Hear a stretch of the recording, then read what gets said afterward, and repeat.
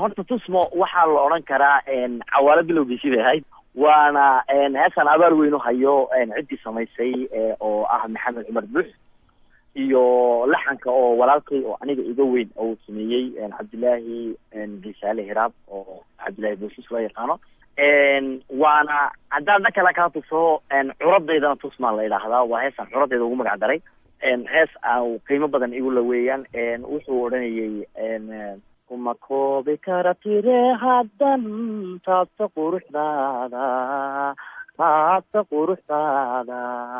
todobkoo darooro arlada fiixu wada gaadhay geedugu taraare nimcadu tog weliba buxdo tafsiirtiin suleeqaan marwoy kugu tilmaamaa taabagalaya kalgacal loosha tiriyaaye tusmo ila wadaaga-aminay waan ku tabayaaye tusmo ila wadaag-aminay waan ku tabayaa